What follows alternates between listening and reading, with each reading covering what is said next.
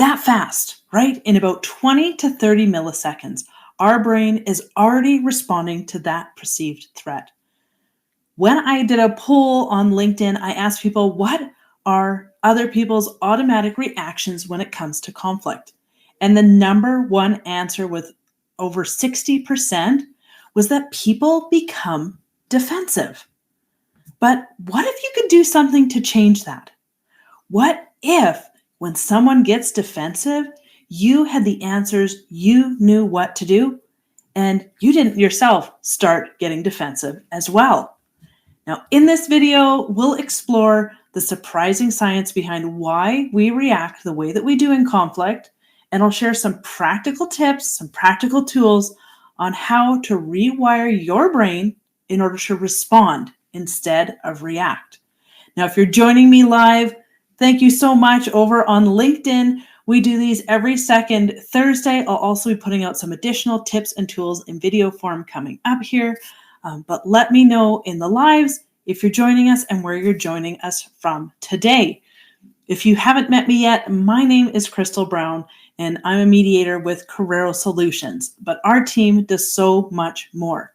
We help leaders and teams strengthen their communication and navigate those difficult conversations. Our goal is to get these tools and these strategies into the hands I can't communicate right now. Our goal is to get these strategies, these tips, these tools into the hands of as many leaders as we can to create workplaces where people not only love to go to work, they love the people that they work with.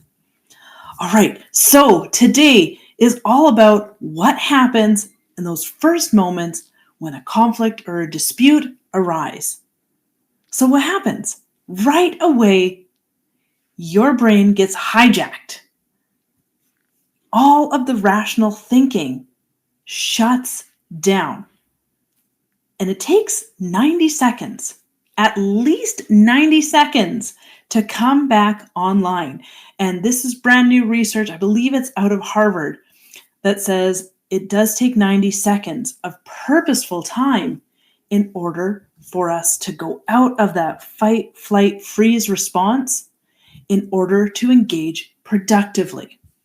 So what's going on in those 90 seconds? Well, immediately our stress response has been triggered.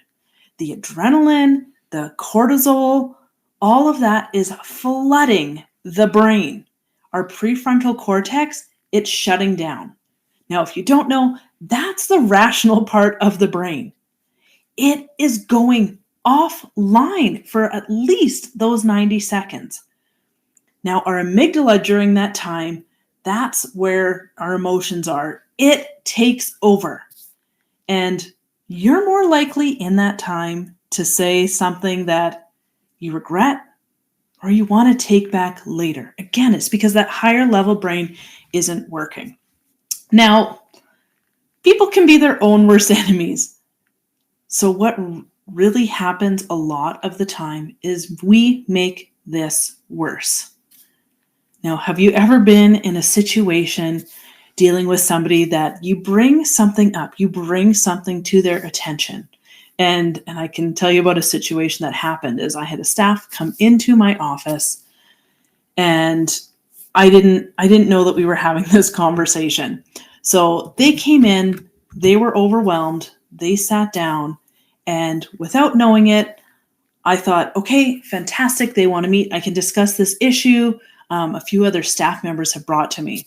So in that moment, I said, oh, perfect. Now that you're here, we have a time to talk. There's some concerns I want to bring up with you. And that staff member, their face went white.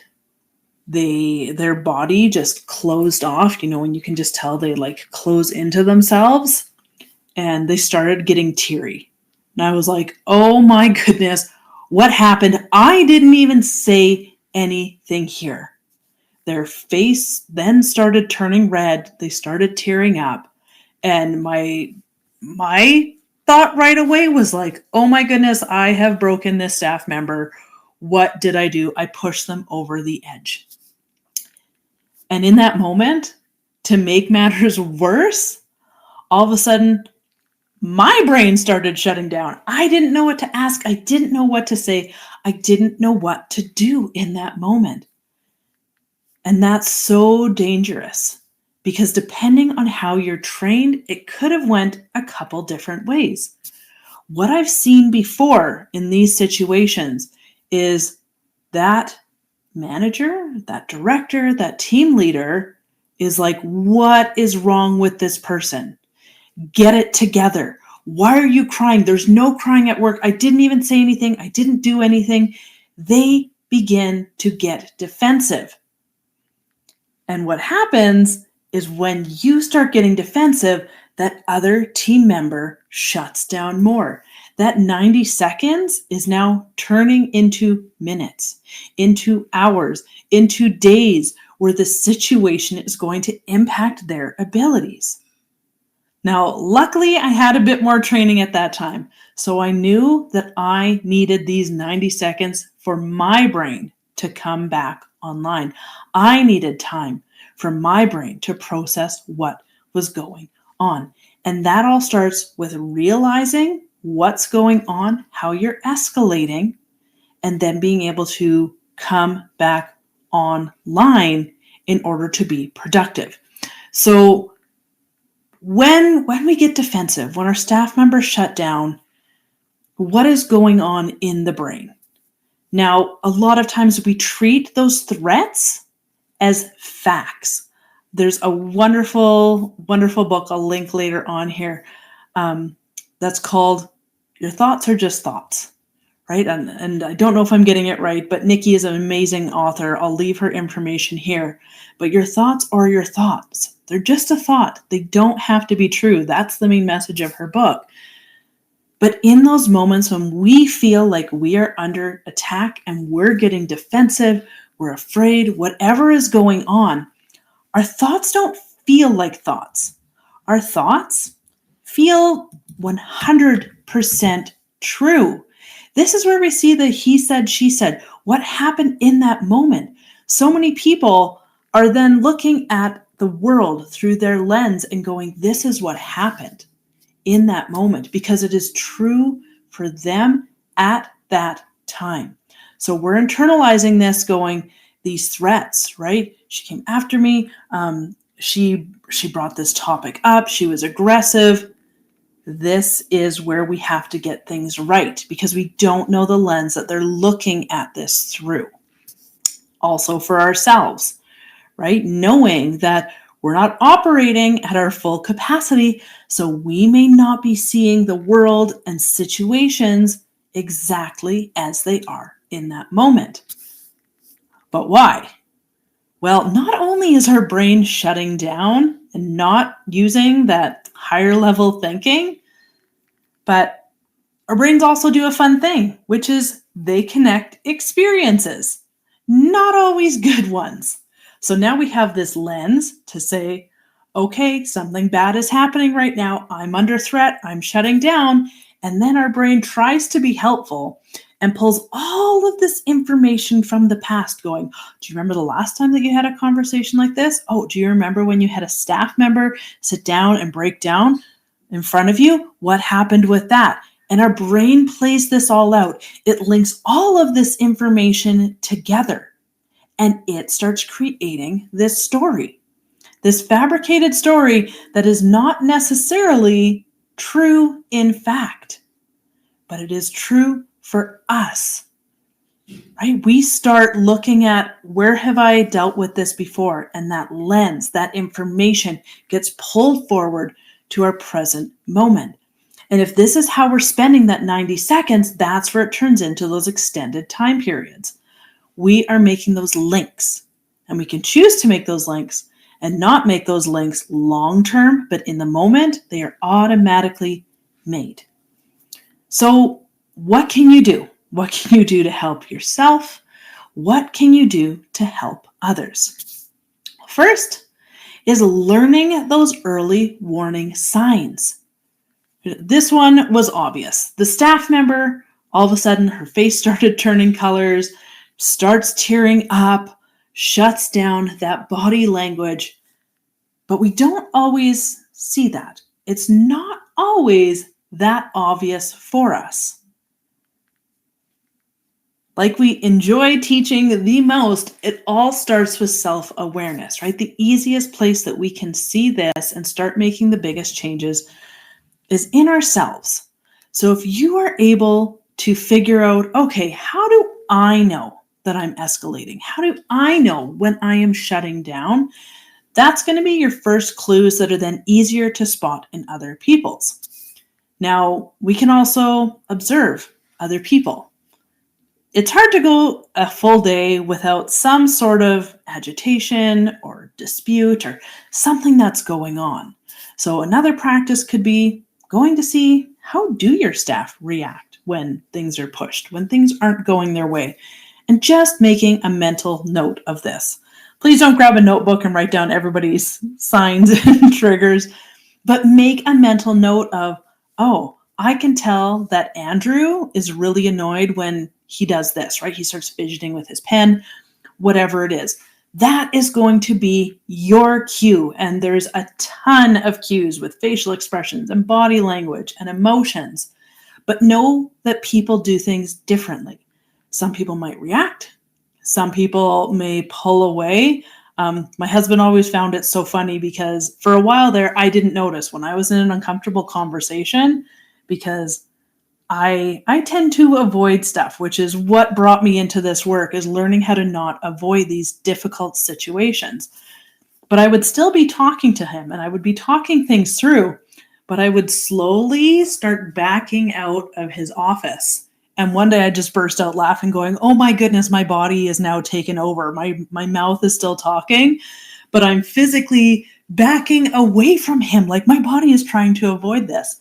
So it looks like you're still engaged, but it also looks like you're busy. So watch for those, like, I guess they're idiosyncrasies, those weird things that start happening that seem like they're not in line, but they're like associated with that person. They're kind of those weird quirks that happen. So watch for those that are happening. All right, now that you've noticed the signs, step one, you're going to give them those 90 seconds. Here, we're not going to pressure. We're not going to question.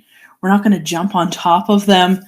Instead, we're going to let them take a breath. We're going to let them breathe. We're going to give them the space to calm down. Now, within this, you need to use your judgment. Do they need 90 seconds? Do they need 5 minutes? Do they need a day? You can set these parameters. There's different ways that you can go about this, but the biggest takeaway here is making sure that you are going to give them at minimum, remember this is science fact, those 90 seconds, right? Like I can see that all of a sudden you're overwhelmed by this. So like, let's just take a minute and decompress, and then we can have this conversation. Right? If you see them spiraling, right, they're trying to pull all this in, they're getting more defensive, you might need some more time. We have different tools and skills that you can use if you're finding that this is an issue, but the most important thing is make sure that they have the time and that you yourself have the time to get your brain back in the situation and not feeding all of those stories that are going on. Let all of those hormones flush out of your brain so that you can think clearly. You can ask better questions. You can be introspective. You can be empathetic again. Very important, especially when emotions are high. Okay, so we're going to look for the signs. We are going to get those 90 seconds under our belt. And then we're going to notice if things are escalating, if you're escalating. If they seem to be coming back, but you're starting to feel more defensive and your back is getting up, still ask for the time. It is not selfish if you request the time for the betterment of the conversation. It is not selfish if you need time to process your thoughts. The worst thing that you can do is engage in a conversation where your care is down, where your compassion is down, and when you are unable to listen to what is going on. So if any of those three things cannot happen, you need the time for yourself. And say it, I need to be fully present for this conversation. Right now, I have a million thoughts in my brain. I need to calm those down so I can show up for us in this conversation. Now, again, that can just take another 90 seconds. Go and grab a drink of water. Go hit the bathroom.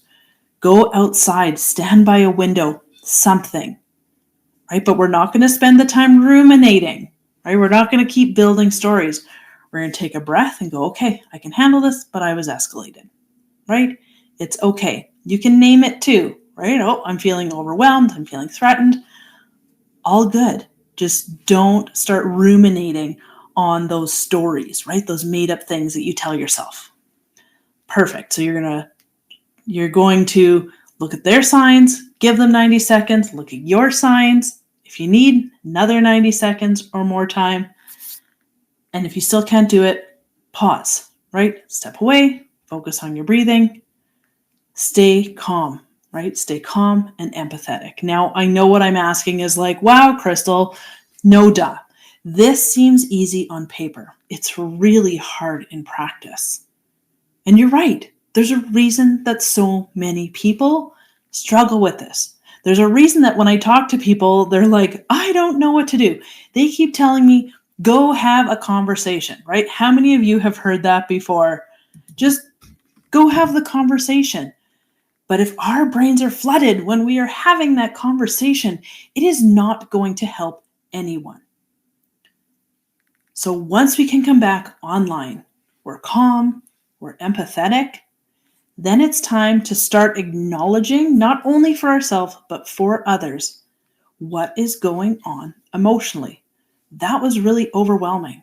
That was challenging. You seemed frustrated. Don't be afraid to get this wrong. I was having a conversation the other day with someone and they said, like, what if I get the words wrong? And I've heard this from so many people. It's okay to get it wrong. People would rather you try and get something wrong than don't try to understand them at all. So throw something out there. Throw something out there and see what comes back. Wow, that was really frustrating, or you felt blindsided by that situation or by my comment. No, I wasn't blindsided, but I was just overwhelmed with everything else, and this was just one more thing. Oh, okay. Got it. You were overwhelmed that this was just another thing on your plate you had to worry about. Yeah. Awesome. Now we can move forward with a conversation. We've acknowledged what's going on. Right? Again, seems simple right now while I'm teaching you this here, can be really hard to do in person, but it takes practice and there's some additional skills and tools that you can use as well. So once you've acknowledged the emotions, now understanding is going to come first. All of a sudden we go right back into okay, so let me tell you what your coworkers were saying about you. Complete shutdown, disengagement. Oh my goodness, I knew that this was what was going to happen. This is a trick. She didn't believe me. She doesn't care, right? All of that, all the stories start coming back. Bad, bad, bad. So we want to understand first. Okay, I brought this up. Tell me what was going on for you when I said that. Right? Get their understanding. They may raise their hand and go, you know what? I know there was a situation with my coworker the other day. I thought that it was handled. Clearly it wasn't, but I don't know what to do. They may also say, I have no idea what I did. Okay, again, acknowledge. Okay, like you don't feel like you knew what was going on, so this really caught you by surprise. Yeah, it did. Okay, like what was that like for you? What's it like hearing that there's something going on that you didn't know about? Understanding must come first. Understanding comes before all the rest of the conversation. Now we'll teach you within our Skool community and also in some other lessons how to do these conversations. because there is an order. There is a way to do this to help these people bring their best foot forward. But again, if we're going to lead with all of our information when they've just come off of being escalated, it's not going to take much to put them back there. Has anybody ever had that before? Let me know in the comments below. Have you ever been escalated, come down, and all of a sudden a comment's made and you go right back to 10? Or has it happened to somebody that you know? I would love to hear, is that something that sounds familiar? Or is this just me in my world that I've seen people's buttons get pushed down, pushed down? Awesome. Okay, so after the understanding, it's really important that we don't try to fix the problem or offer solutions right away. If you come back after that 90 seconds and this person has engaged, fantastic. Let them share their part, right? We're going to get their understanding, and then we're going to do some of ours, and then we're going to come up with a solution together. Now, this may take some more time. It may take some higher brain thinking, but don't say, okay, here's your problem. Here's what you're going to do instead, right? We want to draw them into the conversation, start, fantastic. Let them share their part, right? We're going to get their understanding, and then we're going to do some of ours, and then we're going to come up with a solution together. Now, this may take some more time. It may take some higher brain thinking, but don't say, okay, here's your problem. Here's what you're going to do instead, right? We want to draw them into the conversation, start using that higher brain thinking, and have them help us come up with solutions, how we're going to solve this together. Now, there's different strategies, there's different tools, like I was telling you, how to have those conversations. And we have our Skool community, which is a free community. And in there, it's up to you if you want to join it or not, but we have a 14-day program. And you can just get this 14-day program on the outside. I'll share that with you as well here. I'm just grabbing the link for that to pop it into the chat. But our 14-day program is going to help you cut through this noise, show you the skills that are going to move the needle in these conversations with some of these more challenging employees. And hopefully you'll actually get some motivation out of it as well. So we focus on all different elements that come into leadership to help you and your team be the best version that they can be, right? Smoother teamwork, easier conversations, and better decisions. Now, what we often hear is, I wish that I had these skills earlier. I wish that I had these tools when I became a manager. So please share this with your team members, share it with people that you know are struggling. Again, 100% free for the 14-day challenge. And then, of course, in our Skool community, we also have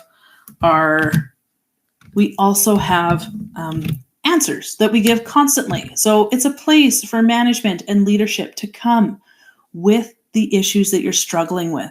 So if you try all the stuff that I said in the video today and you're like, man, Crystal, some stuff worked, some didn't, or I'm really struggling with this part, come into that completely free Skool community and let us get you the help, the resources, and the tools you need. Again, our goal is to allow every single person to be able to not only love where they work, but love the team that they work with.